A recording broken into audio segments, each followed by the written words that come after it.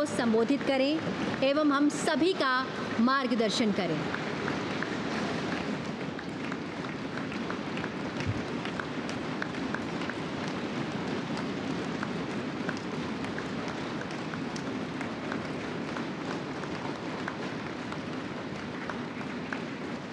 आदरणीय उपराष्ट्रपति जी, आदरणीय स्पीकर महोदय, मंच पर विराजमान सभी वरिष्ठ महानुभाव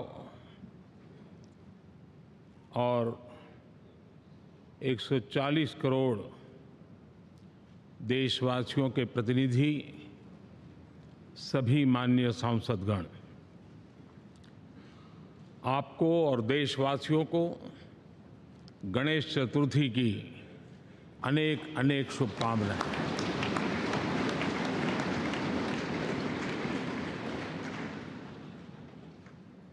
आज नए संसद भवन में हम सब मिलकर के नए भविष्य का श्री गणेश करने जा रहे हैं।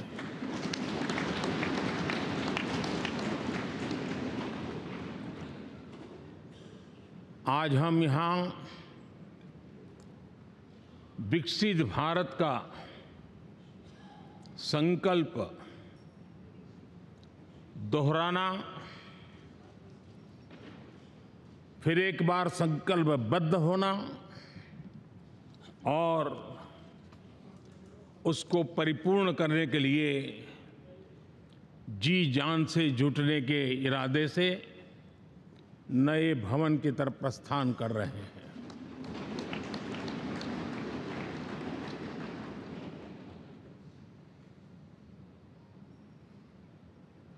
सम्माननीय सभागृह, ये भवन और उसमें भी ये सेंट्रल हॉल एक प्रकार से हमारी भावनाओं से भरा हुआ है। हमें भावुक भी करता है और हमें हमारे कर्तव्य के लिए प्रेरित भी करता है।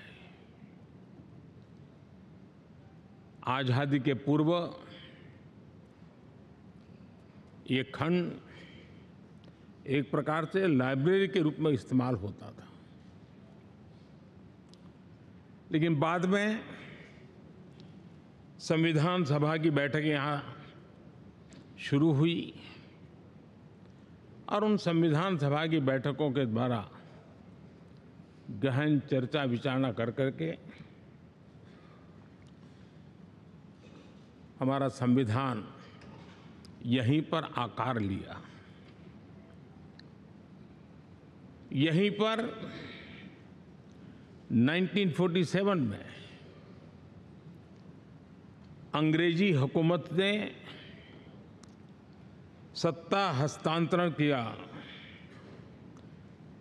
उस प्रक्रिया का भी साक्षी हमारा ये सेंट्रल हॉल है। इसी सेंट्रल हॉल में भारत के तिरंगे को अपनाया गया, हमारे राष्ट्रगान को अपनाया गया और ऐतिहासिक अवसरों पर आजादी के बाद भी सभी सरकारों के दरमियान अनेक अवसर आए जब दोनों सदनों ने मिलकर के यहाँ पर भारत के भाग्य को गढ़ने के पर विचार किया, सहमति बनाई और निर्णय भी किए। 1952 के बाद दुनिया के करीब 41 राष्ट्राध्यक्षों ने इस सेंट्रल हॉल में हमारे सभी माननीय सांसदों को संबोधित किया है।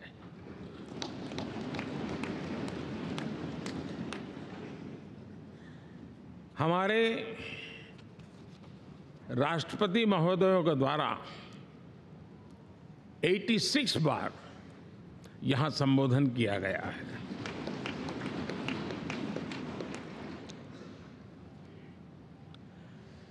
बीते 7 दशकों में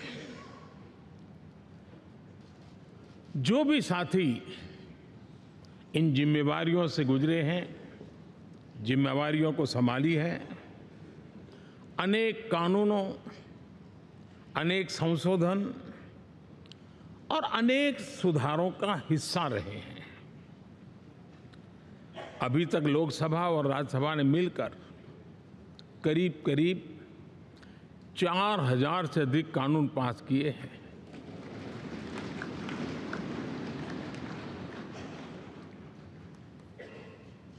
और कभी जरूरत पड़ी तो जॉइंट सेशन के माध्यम से भी कानून पारित करने की दिशा में रणनीति बनानी पड़ी और उसके तहत भी दहेज रोकथाम कानून हो, बैंकिंग सर्विस कमीशन बिल हो, आतंक से लड़ने के लिए कानून हो, ये संयुक्त सत्र में पास किए गए हैं, इसी गृह में पास किए गए। इसी संसद में मुस्लिम बहन बेटियों को न्याय की जो प्रतीक्षा थी, शाहबानो केस के कारण कुछ गाड़ी उल्टी पार्टी पर चढ़ गई थी। इसी सदन ने हमारी उस गलतियों को ठीक किया और 3 तलाक विरुद्ध कानून हम सब ने मिलकर के पारित किया। संसद ने बीते वर्षों में ट्रांसजेंडर को न्याय देने वाले कानूनों का भी निर्माण किया। इसके माध्यम से हम ट्रांसजेंडर के प्रति सद्भाव और सम्मान के भाव के साथ उनको नौकरी, शिक्षा, स्वास्थ्य, बाकी जो सुविधाएं हैं, एक गरिमा के साथ प्राप्त कर सके, इसकी दिशा में हम आगे बढ़े। हम सभी ने मिलकर हमारे दिव्यांग जनों के लिए भी उनकी जरूरतों को देखते हुए, उनके एस्पिरेशंस को देखते हुए ऐसे कानूनों का निर्माण किया जो उनके लिए उज्जवल भविष्य की गारंटी बन रहे हैं। आर्टिकल 370 हटाने से लेकर वो विषय ऐसा रहा जो शायद ही कोई दशक ऐसा होगा कि चर्चा न हुई हो, चिंता न हुई हो और मांग न हुई हो। आक्रोश भी व्यक्त हुआ, सभागृह में भी हुआ, सभागृह के बाहर भी हुआ। लेकिन हम सबका सौभाग्य है कि हमें सदन में आर्टिकल 370 से मुक्ति पाने का, अलगाववाद, आतंकवाद के खिलाफ लड़ाई लड़ने का एक बड़ा महत्वपूर्ण कदम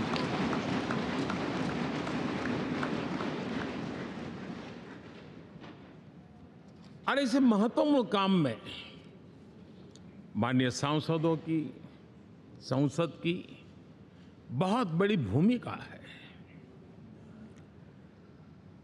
जम्मू कश्मीर में इसी सदन में निर्मित हुआ संविधान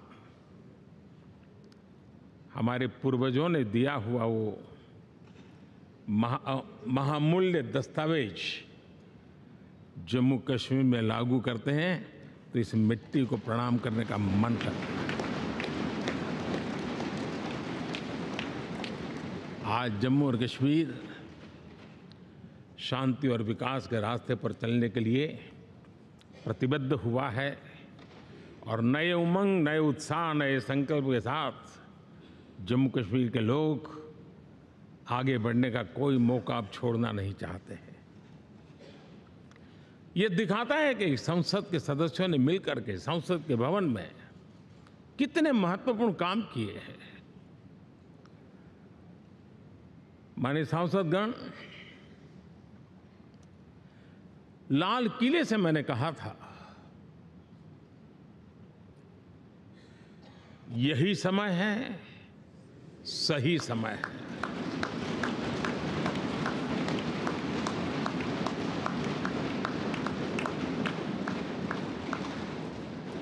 एक के बाद एक घटनाओं की तरफ हम नजर करेंगे।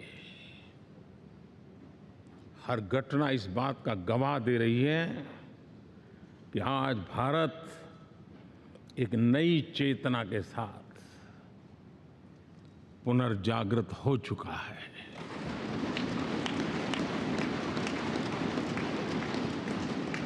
भारत नई ऊर्जा से भर चुका है और यही चेतना, यही ऊर्जा इस देश के कोटि कोटि जनों के सपनों को संकल्प में परिवर्तित कर सकती है और संकल्प को परिश्रम की पराकाष्ठा कर करके सिद्धि तक पहुंचा सकती है। ये हम देख सकते हैं।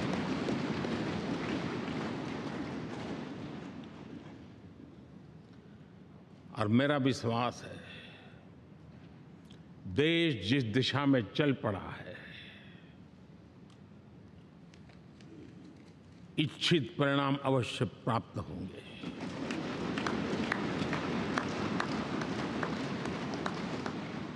हम गति जितनी तेज करेंगे, परिणाम उतने जल्दी मिलेंगे।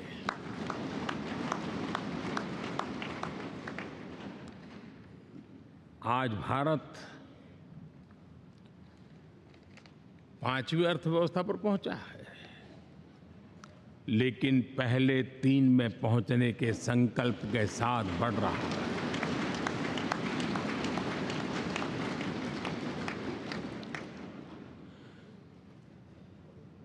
और मैं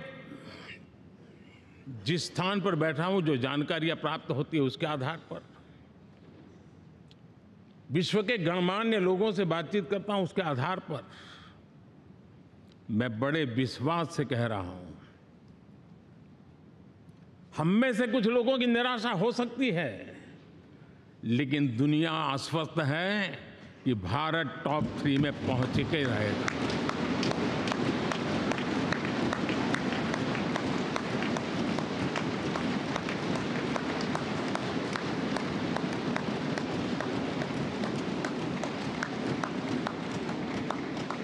भारत का बैंकिंग सेक्टर आज अपनी मजबूती के कारण से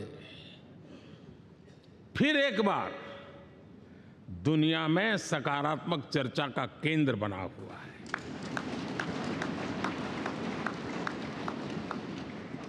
भारत का गवर्नेंस का मॉडल, यूपीआई,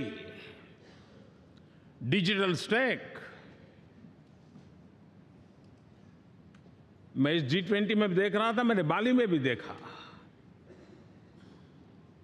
टेक्नोलॉजी की दुनिया को लेकर के भारत का नौजवान जिस प्रकार से आगे बढ़ रहा है, पूरे विश्व के लिए कौतुक भी है, आकर्षण भी है और स्वीकृति भी है।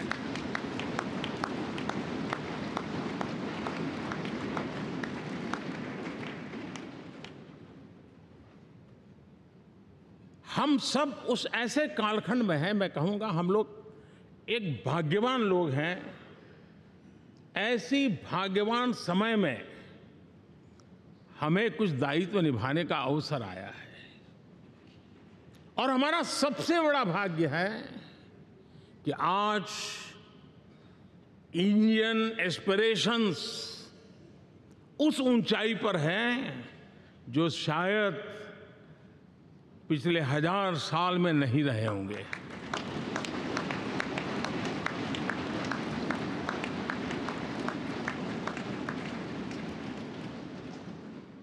गुलामी के जंजीरों ने उसके एस्पिरेशंस को दबोच के रखा था।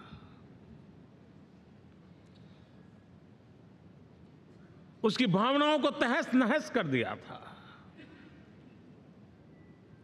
आजाद भारत में अपने सपने संजो रहा था, चुनौतियों से जूझ रहा था, लेकिन मिलकर के आज जहां पहुंचे हैं, अब वहां वो रुकना नहीं चाहता है। वो एस्पिरेशनल सोसाइटी के साथ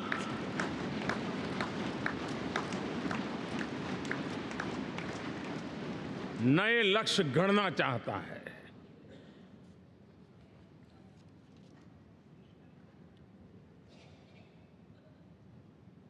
जब एस्पिरेशन सोसाइटी सपने संजोते ही हो, संकल्प लेकर के निकल पड़ी हो, तब पुराने कानूनों से मुक्ति पाकर नए कानूनों का निर्माण करके उज्जवल भविष्य के लिए एक मार्ग प्रशस्त करने का दायित्व हम सभी सांसदों का सविशेष होता है।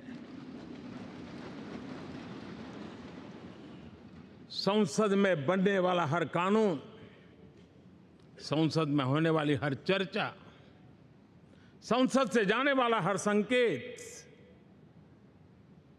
इंडियन एस्पिरेशन को बढ़ावा देने के लिए ही होना चाहिए।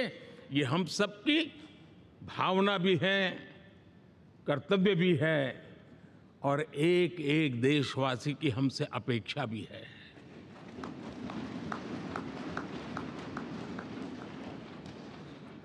हम जो भी रिफॉर्म करें, उसके मूल में इंडियन एस्पिरेशन सबसे सर्वोच्च पद पर होना चाहिए, प्राथमिकता पर होना चाहिए।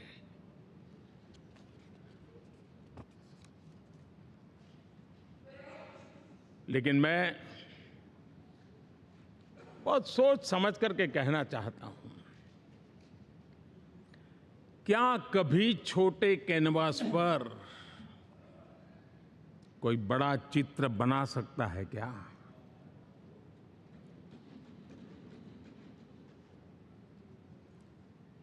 जैसे छोटे कैनवास पर बड़ा चित्र नहीं बन सकता, वैसे हम भी अगर हमारे सोचने के कैनवास को बड़ा नहीं कर सकते, तो भव्य भारत का चित्र भी हम नहीं अंकित कर सकते।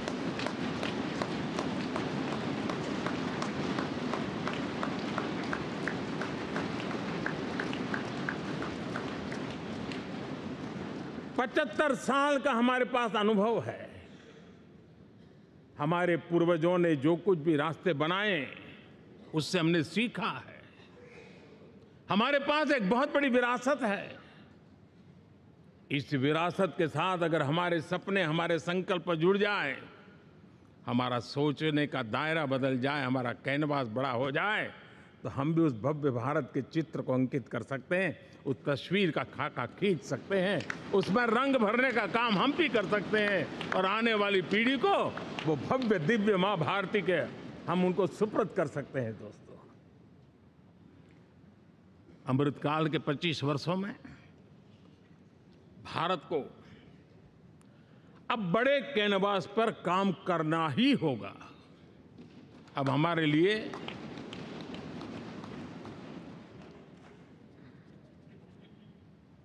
छोटी छोटी चीजों में उलझना, वो वक्त चला गया है। हमें आत्मनिर्भर भारत बनाने के लक्ष्य को सबसे पहले परिपूर्ण करना चाहिए और हमसे शुरुआत होती है, हर नागरिक से शुरुआत होती है।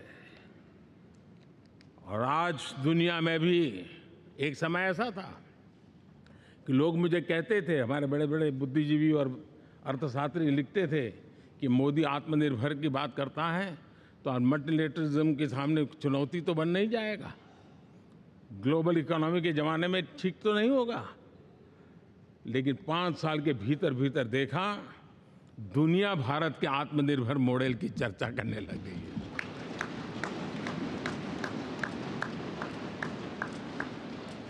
और कौन हिंदुस्तानी नहीं चाहेगा कि डिफेंस सेक्टर में आत्मनिर्भर हो, एनर्जी सेक्टर में हम आत्मनिर्भर हो, एडिबल ऑयल क्या इस देश को आत्मनिर्भर नहीं होना चाहिए? कृषि प्रधान देश हम कहते हैं। खाने का तेल क्या अब देश बाहर से लाएगा? बहुत समय की मांग है कि हमें आत्मनिर्भर भारत को संकल्प को पूरा करना, ये हम सबका दायित्व है। उसमें दल आड़े नहीं आते हैं, सिर्फ दिल चाहिए, देश के लिए चाहिए।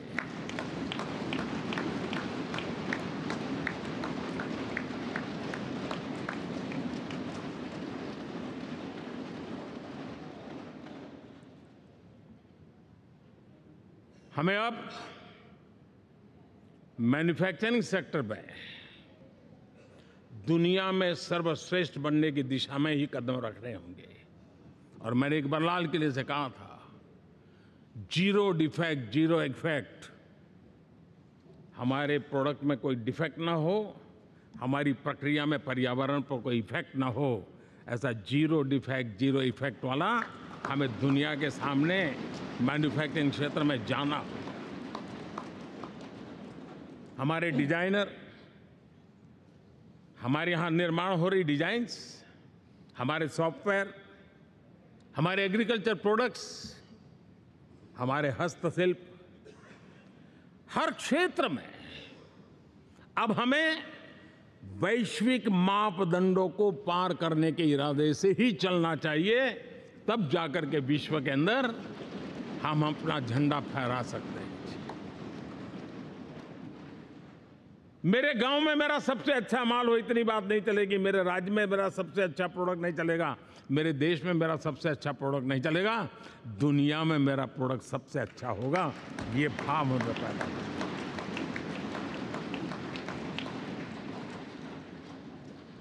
हमारी यूनिवर्सिटीज दुनिया के अंदर टॉप रैंकिंग में आए, अब इसमें हमें पीछे नहीं रहना है।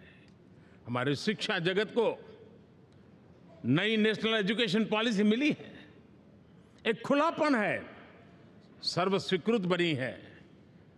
उसके सहारे अब हमें चल पड़ना है। और दुनिया के टॉप मोस्ट यूनिवर्सिटीज में अभी जब G20 में विश्व के मेहमान आए तो मैंने नालंदा की एक तस्वीर रखी थी वहाँ।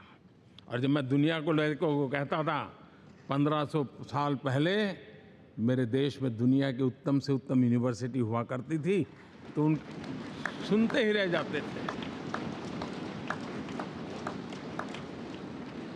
लेकिन हमें उसे प्रेरणा लेनी है, पर प्राप्त तो अभी करके रहना है। ये हमारा संकल्प होना चाहिए। आज हमारे देश का नौजवान खेल जगत के अंदर दुनिया में हमारी पहचान बना रहा है। टियर 2, टियर 3 सिटी से, गांव, गरीब परिवारों से, गांव से देश के नौजवान, देश की बेटे बेटियां आज खेलकूद के जगत जीवन में हमारा नाम रोशन कर रही है। लेकिन देश चाहता है और देश का संकल्प होना चाहिए कि अब खेलकूद के हर पोडियम पे हमारा तिरंगा भी लहराता होगा।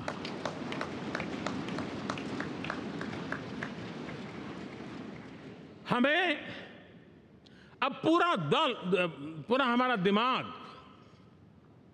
क्वालिटी पर फोकस करना ही होगा, ताकि हम विश्व की आशा अपेक्षाओं के अनुकूल और भारत के सामान्य मानव के जीवन में भी क्वालिटी ऑफ लाइफ के प्रति जो एस्पिरेशन बढ़ा है, उसको हम एड्रेस कर पाए।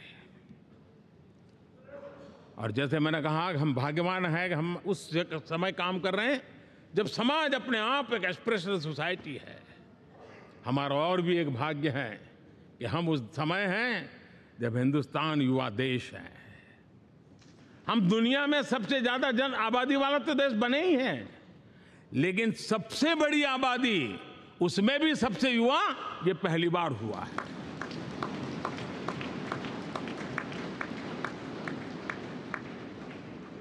जिस देश के पास ये युवा शक्ति हो, युवा सामर्थ्य हो, तब हमें उसकी टैलेंट पे भरोसा है, हमें उसकी संकल्प शक्ति पे भरोसा है, उसकी साहस में हमें भरोसा है।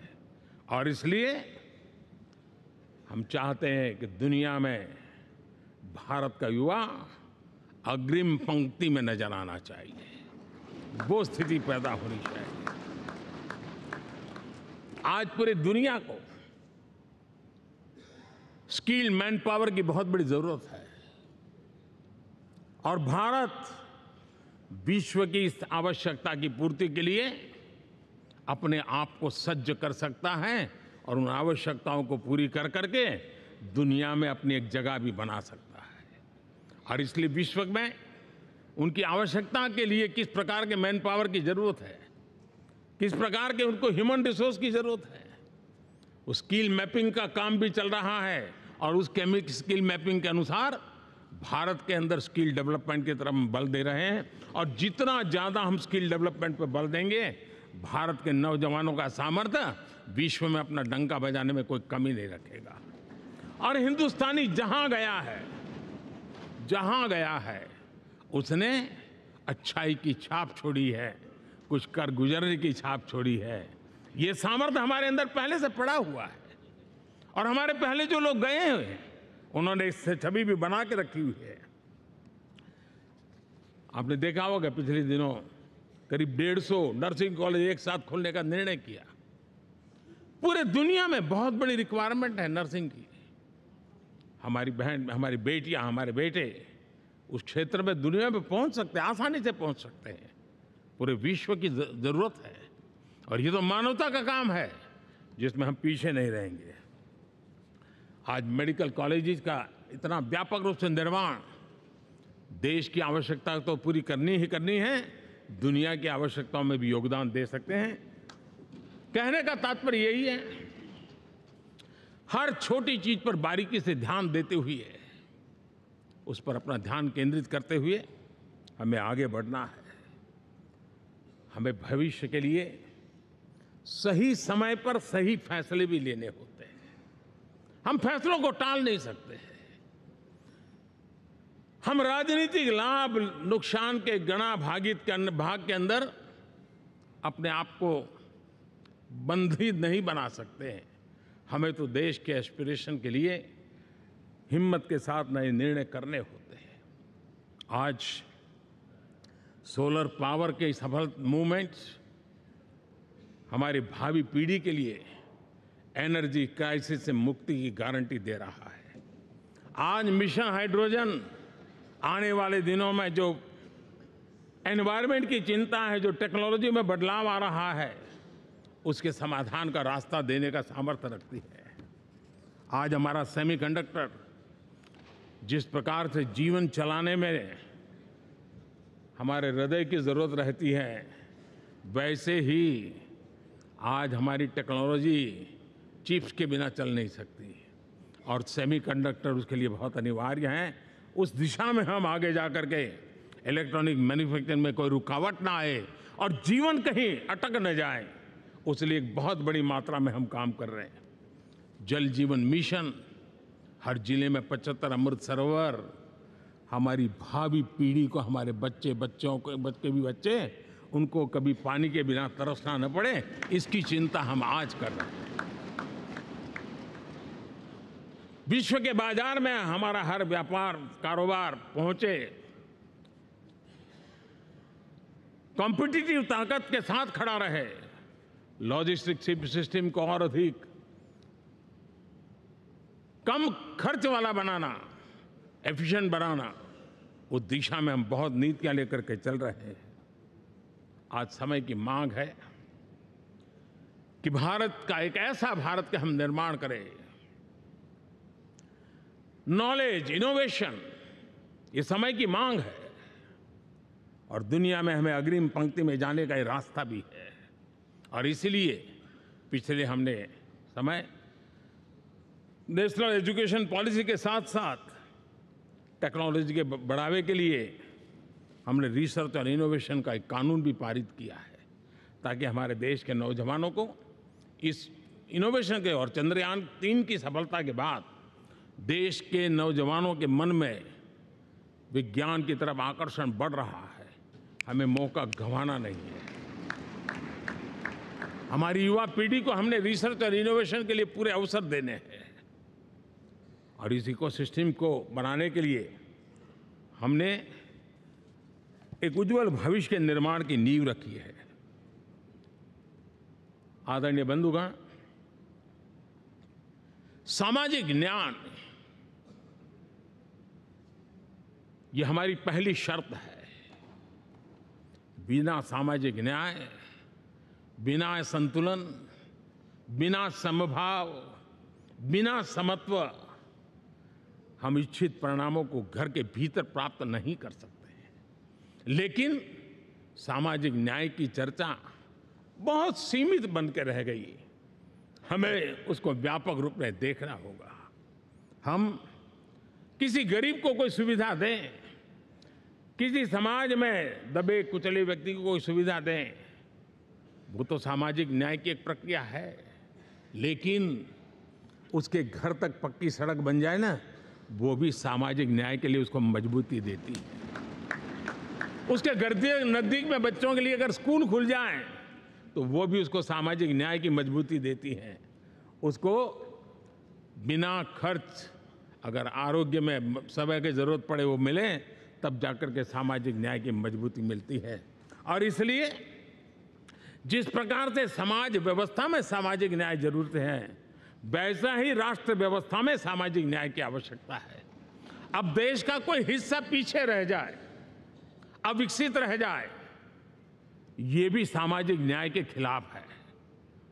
दुर्भाग्य से देश का पूर्वी इलाका, भारत का पूर्वी भाग जो समृद्धि से भरा हुआ है, लेकिन वहां के नौजवानों को रोजगार के लिए दूसरे इलाके में जाना पड़ रहा है। ये स्थिति हमें बदलनी है। हमारे देश के उस पूर्वी भाग को, इलाका को समृद्ध बना करके सामाजिक न्याय की मजबूती भी हमने देनी है। असंतुलित विकास, शरीर कितना भी स्वस्थ क्यों न हो, लेकिन एक उंगली को भी अगर लकवा मार गया है तो शरीर स्वस्थ नहीं माना जाता है। भारत कितना ही समृद्ध हो, लेकिन कोई अंग उसका दुर्बल रह जाए तो भारत समृद्धि में पीछे है, मानना पड़ेगा। और इसलिए हम सर्वांगीण विकास के पक्ष में, सामाजिक न्याय की उस ऊंचाई को प्राप्त करने के पक्ष में, दिशा में हमें आगे बढ़ना है। चाहे पूर्वी भारत हो, चाहे नॉर्थ ईस्ट हो, हमें उन चीजों को प्राप्त करना। और उसी लिए जो रणनीति कितनी सफल हुई है, 100 एस्पिरेशनल डिस्ट्रिक्ट पर विशेष काम किया, नौजवान अफसरों को लगाया गया, एक स्ट्रेटेजी बनाई गई। आज दुनिया उस मॉडल की चर्चा कर रही है। और आज 100 डिस्ट्रिक्ट, देश के कोने कोने में जो पीछे माने जाते थे, उसको बोझ मान लिया गया था। आज स्थिति ये बनी है कि 100 डिस्ट्रिक्ट अपने अपने राज्य में लीड कर रहे हैं, राज्य की एवरेज से भी ऊपर जा रहे हैं।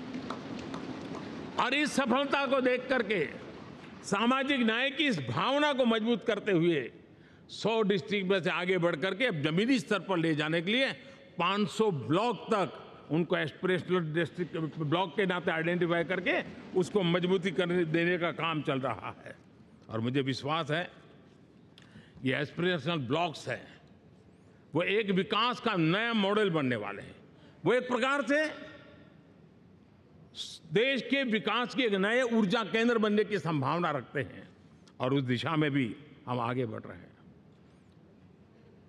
माननीय सांसदगण, आज विश्व की नजर भारत पर है। शीत युद्ध के समय हमारी पहचान गुटनिरपेक्ष देश के रूप में रही। उस समय की जो जरूरत थी, उसके जो लाभ होने थे, उस समय से हम गुजरे हैं। लेकिन अब भारत का स्थान कुछ और बना है। और इसलिए उस समय गुटनिरपेक्ष की अवस्था आवश्यक होगी। आज हम उस नीति को लेकर के चल रहे हैं, जिस नीति को अगर हमें पहचानना है तो विश्व मित्र के रूप में हम आगे बढ़ रहे हैं। हम दुनिया से मित्रता कर रहे हैं, दुनिया हमारे में मित्र खोज रही है। ये शायद विश्व में एक भारत ने, और दूरी नहीं, हो सके उतनी निकटता, उस रास्ते पर चल करके भी हम अपने विश्व मित्र के रूप में भाव आज सफलतापूर्वक आगे बढ़ा रहे हैं। और मुझे लगता है कि इसका लाभ आज भारत को हो रहा है। भारत आज दुनिया के लिए एक स्टेबल सप्लाई चेन के रूप में उभर रहा है। और आज विश्व की ये जरूरत है और उस आवश्यकता की पूर्ति करने का काम G20 में भारत ग्लोबल साउथ के आवाज बनकर के उभरा है। ये बीज G20 समिट में जो बीज बोया गया है, मेरे देशवासी आने वाले समय देखेंगे कि वो ऐसा वटवृक्ष बनने वाला है, ऐसा वटवृक्ष बनने वाला है, विश्वास का ऐसा वटवृक्ष बनने वाला है जिसकी साया में आने वाली पीढ़ियां सदियों तक एक गर्व के साथ अपना सीना तान करके खड़ी रहेगी। ये मुझे विश्वास है।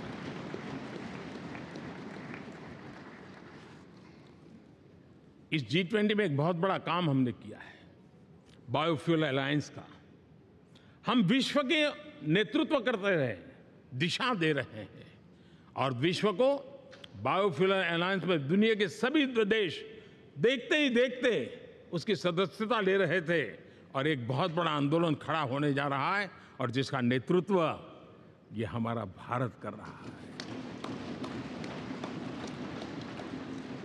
छोटे छोटे महाद्वीप, उनके साथ भी आर्थिक कॉरिडोर बनाने की दिशा में हमने बड़ी मजबूती के साथ कदम उठाए हैं। आदरणीय बंधुगण, आदरणीय उपराष्ट्रपति जी, आदरणीय स्पीकर महोदय, आज हम यहाँ से विदाई लेकर के नए भवन में जा रहे हैं, संसद के नए भवन में बैठने वाले हैं और ये शुभ है, गणेश चतुर्थी के दिन बैठ रहे हैं।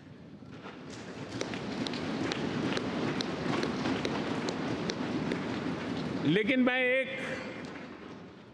आप दोनों महानुभावों को एक प्रार्थना कर रहा हूं, एक विचार आपके सामने रख रहा हूं। मैं आशा करता हूं कि आप दोनों मिलकर के उस विचार पर जहां भी जरूरत पड़े मंथन करके कुछ निर्णय अवश्य कीजिए। और मेरी प्रार्थना है, मेरा सुझाव है कि अब हम जब नए सदन में जा रहे हैं तब इसकी गरिमा कभी भी कम नहीं होनी चाहिए।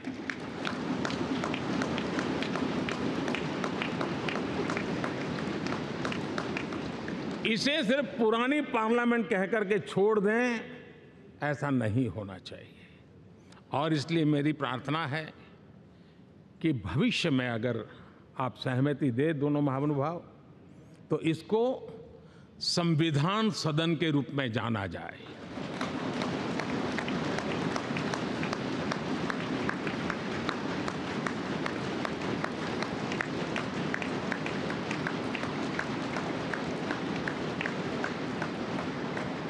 ताकि ये हमेशा हमारे रक्षा के लिए हमारी जीवन प्रेरणा बनी रहेगी।